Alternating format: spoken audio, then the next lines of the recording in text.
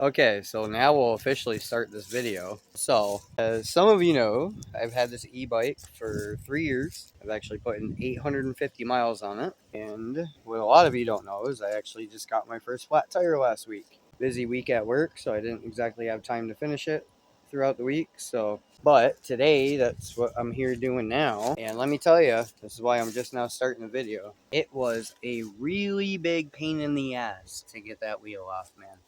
She was stuck.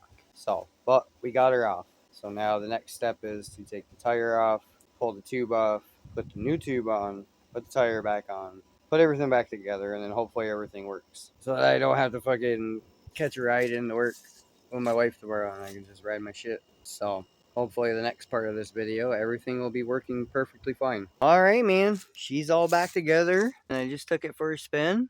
Everything is Gucci, baby. It was a little bit of a pain in the ass though, man.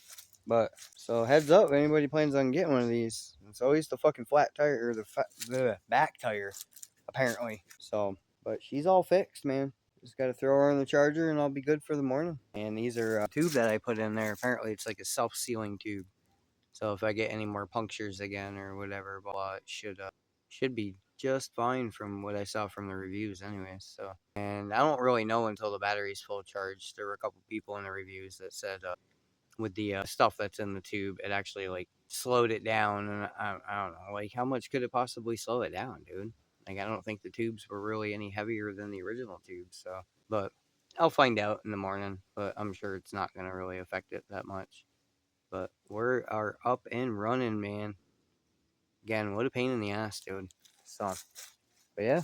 Peace. Okay, wait a second here. Wait a second. So I'm, not just now realizing, but just now realizing there was actually no explanation of this whatsoever. And mostly because that's why I was like, okay, we're finally going to do the video. Because I didn't want to really show the step-by-step process in case I fucked it up. But the first step is, like on mine, I had mirrors and I had a storage fucking basket thing that I attached there, which I have to reattach.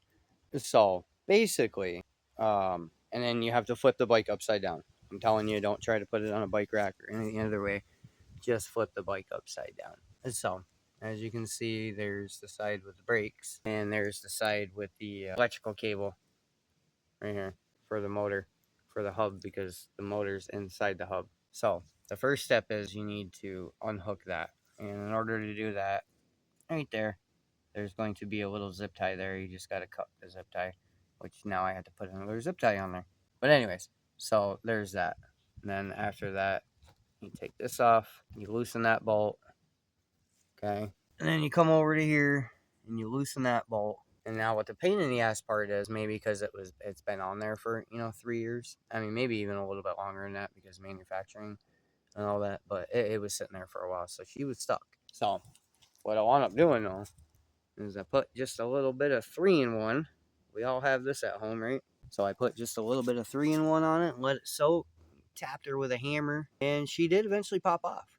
You have to take the chain off too, by the way. So there was that. I forgot that part.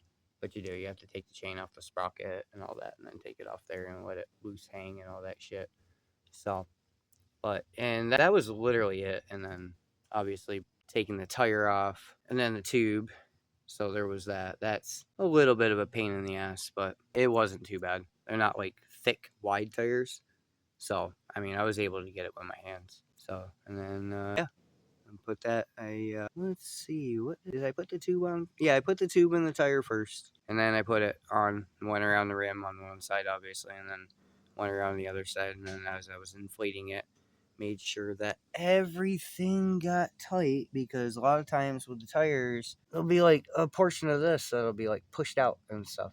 So you really have to go around with your fingers, make sure it's really in there before you really inflate it on both sides of the tire. Because you'll see once you do it to one side, and you'll come over to the other side and you'll see a whole bunch more that you got to do.